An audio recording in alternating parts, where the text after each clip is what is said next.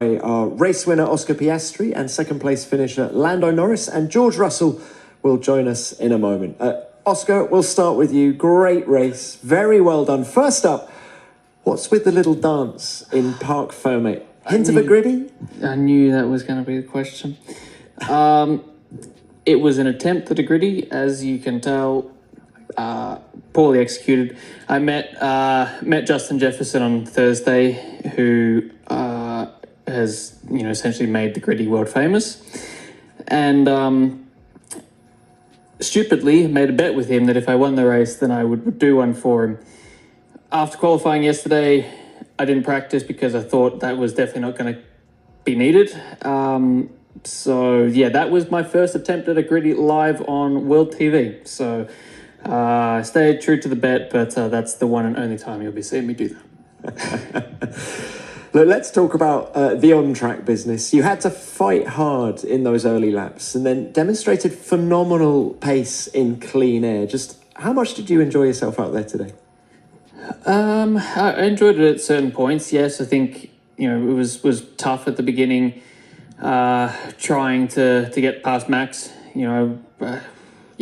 Tried pretty hard to get past with everything still in my car. So it was not easy, but picked my moments when I needed to. I could tell that we had a lot of pace from the get-go today, and it was going to be a matter of when I got past, not if.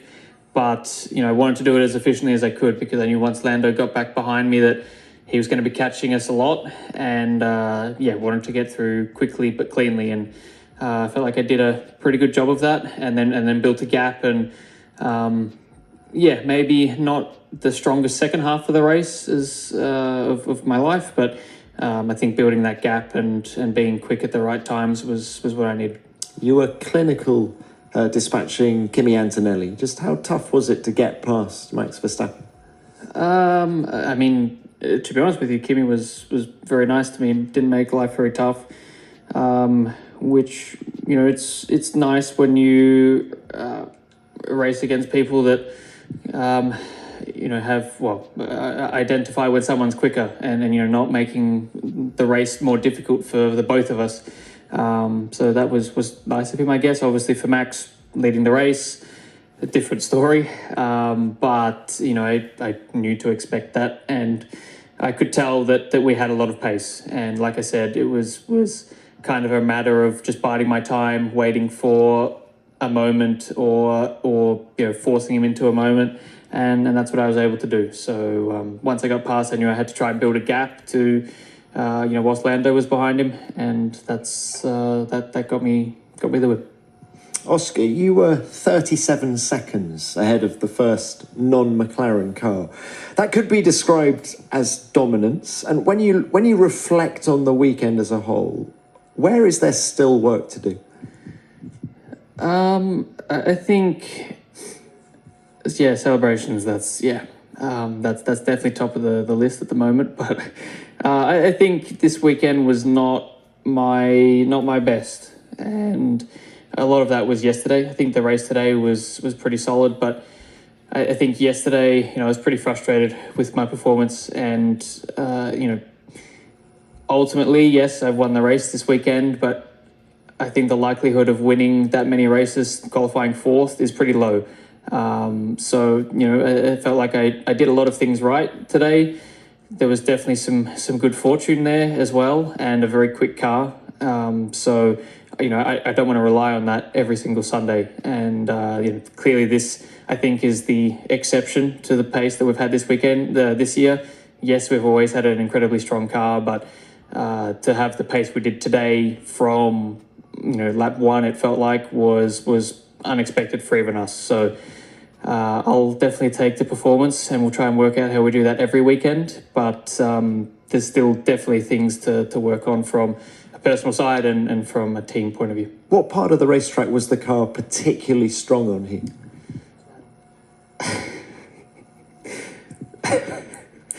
I won't repeat. That's okay. Honestly, I don't know. In qualifying, we were not the quickest in the high-speed corners. I think generally in the low speed corners is where we seemed to be quite good this weekend, and obviously in the race all the corners become even slower, and looking after the tyres becomes more important. And I think that's probably been a strength of ours so far this year. And this has been the first very hot race we've had in terms of track temperature. Saudi was hot, but the track temperature today was the highest we've had all year, and I think that kind of helped out our pace advantage. All right, look, very well done to you, Oscar. Thank you very much. Lando, we'll come to you now. A great race by you, very determined race by you. How difficult was it to work your way through from P6? I mean, it was good. It was good fun. It was enjoyable. I never wanted to let Oscar get too far out of my sights, but I had to put up, put up a good challenge in the first third of the race, trying to get past the Mercedes, trying to get past the Williams, trying to get past Max. So, not an easy start for sure, but I made my way through reasonably quickly, I think. And like Oscar said, the car was very strong today, so that definitely helped in all of that. And can we get your thoughts on the battle with Verstappen today?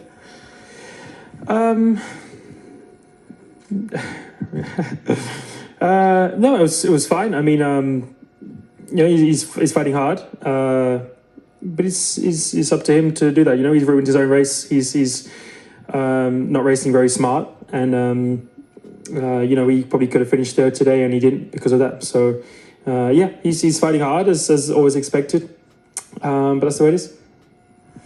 Lando, thank you for that. We're not going to be joined by George Russell. Maybe, maybe not. So let's open this to the floor now.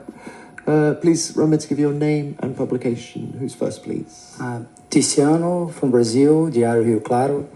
Oscar, thinking about this race and thinking overall about the whole season, what do you think is going to be the hardest, to overtake Max or to keep Lando behind you?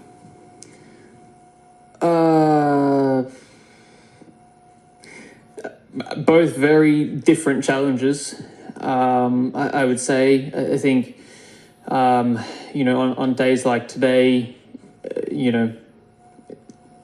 our two cars were clearly the best in the field by some margin. So I think, obviously I know how strong Lando is as a driver, being his teammate now for a couple of years.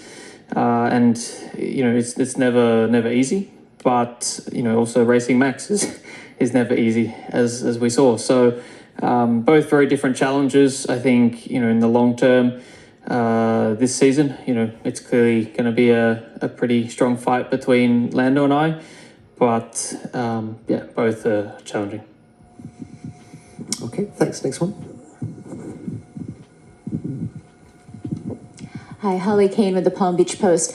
I kind of asked you about this yesterday, but I'm curious. 2 years ago, neither of you had a win. This year, you guys are pretty much dominating everything. What is the change of energy, or is there one maybe, of the team, of how things have gone for you guys this year? How does it feel, palpably different, I would assume, than a year ago and certainly 2 years ago?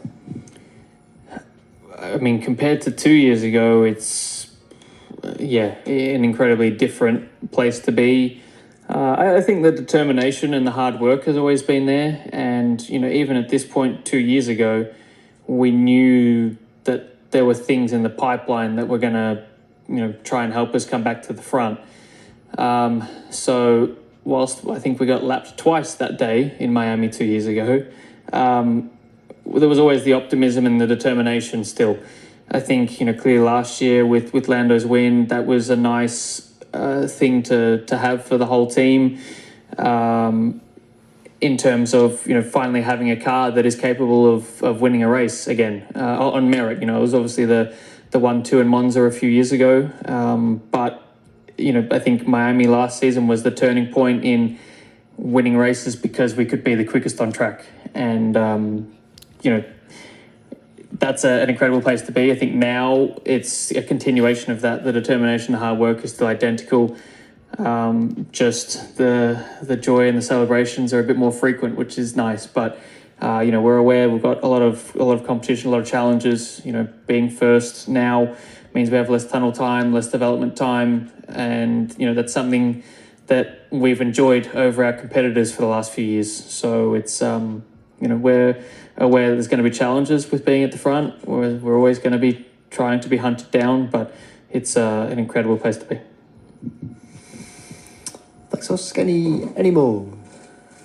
Yeah, Graham. Graham Harris, Motorsport Monday, motorsportweek.com. Question for both of you.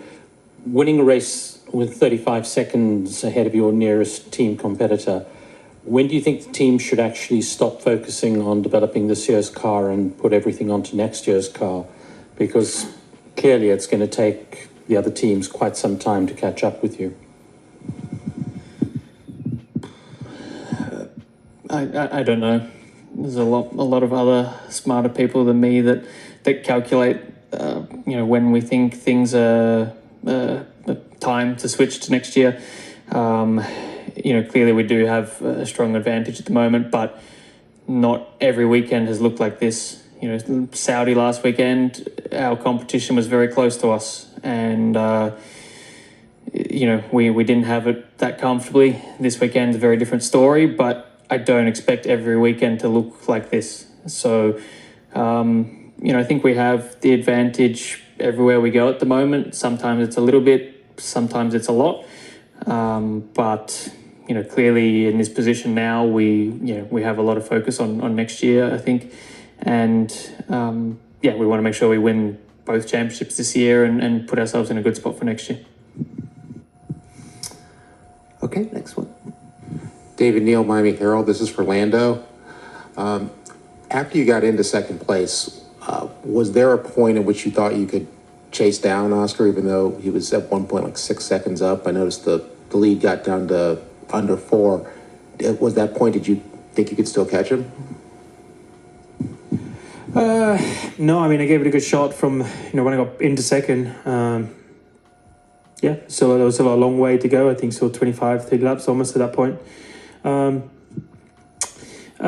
only probably stopped pushing really the last 4 or 5 laps. But the gap went from almost 10 to 4 or 3 almost. So, no, I did all I could.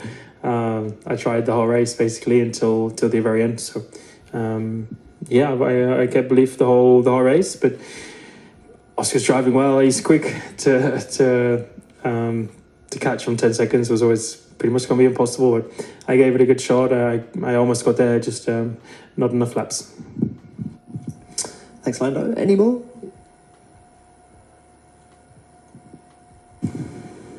For both drivers, it's always tempting to imagine an internal battle between teammates, especially in McLaren.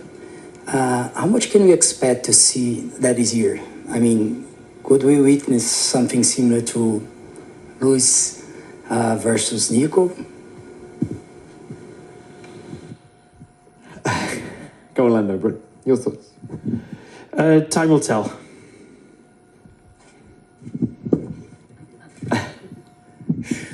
Yeah, we said earlier in the year we're trying to repeat 2007. I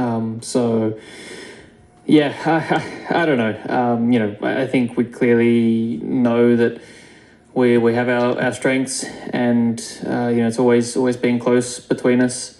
It's going to be a good battle. There's going to be weekends where Lando's stronger. There's going to be weekends where I'm stronger.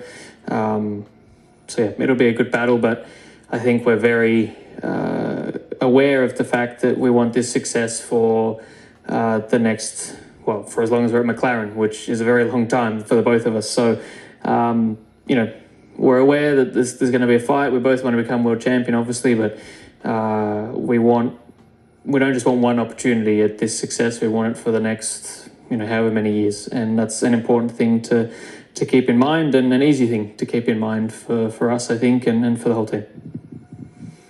Thank you for that. Yes, another one. Sorry, kind of a follow-up on that. Is it tougher racing for a championship against your teammate? Either of you?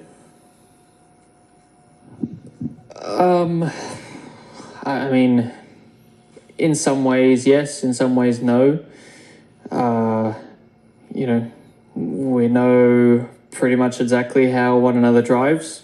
We know our strong points, maybe some of our weaker points. So from that side, you have more information, but it goes both ways. And we both know we've got the same car, so that kind of removes one factor almost. But there's other complications that come into things. With having the same car, you're going to have the same strengths and weaknesses on track. And with how difficult it is to follow cars, 9 times out of 10, whoever's in front at the start is probably going to be in front at the end. So it's difficult like that. Obviously then there's the pit strategies and whatever that become a factor when you're in the same team, but there's positives and negatives. All right, Oscar, thank you very much. George Russell has been excused from the press conference for medical reasons, so we will leave it there. Thank you both. That was the Miami Grand Prix. Oscar Piastri wins the Miami Grand Prix, his third consecutive victory of the season. Lando Norris completes a dominant McLaren 1-2. George Russell snatches the final podium spot after getting lucky with the VSC timing and staying ahead of Verstappen. Albon delivers another standout drive to finish P5, ahead of both Ferraris and the Mercedes. Kimi Antonelli lacked the pace today, coming home in P6. Both Charles Leclerc and Lewis Hamilton were furious with Ferrari's race strategy, which clearly cost them. Sainz finishes P9 with Tsunoda grabbing the final point in P10. McLaren were in a league of their own around the streets of Miami. As always, let me know your thoughts in the comments and don't forget to like and subscribe to the channel. See you in the next one. The FIA has weighed in after Zak Brown called for cost cap penalties over unfounded team complaints, following Red Bull's scrutiny of McLaren after the Formula One Miami Grand Prix. Oscar Piastri led home a 1-2 for the Woking-based squad as the Papaya duo were more than 37 seconds clear of third-place George Russell in Miami. However, after the race, Red Bull continued to express concern for the legality of the MCL 39, specifically with its supreme ability to cool the tyres. During last season, reports accused McLaren of injecting small amounts of water into the tyres to help with the tyre temperature.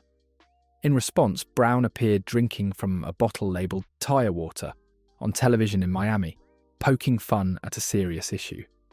Red Bull team principal Christian Horner hit back with a cheeky reply of his own, offering to send his rival a Red Bull drink on the pit wall if he needs energising. But the American quickly called for serious action to be taken against the bogus allegations thrown around in F1, suggesting a £25,000 fine to be taken out of a team's cost cap for unfounded allegations made. The governing body's president Mohammed Ben Sulayem has since given his support for the McLaren CEO's idea, but proposed to double the amount of the fine. You cannot just accuse someone without a written complaint, and that protest you have to pay money, he told AP. His comments on the matter arrived after he complained that the cost cap has been a headache, and that he could remove the rule in its entirety. It has been a busy week for the governing body, with the Red Bull and McLaren ongoing squabble, cost cap debate, and the saga surrounding the driver code of conduct policy. On the latter, Ben Sulayem confirmed that he would not be changing his stance on profanity, stating the ban would remain. GPDA Director Russell called for action rather than words when it came to addressing the punishments handed out to drivers for swearing in official FIA press conferences.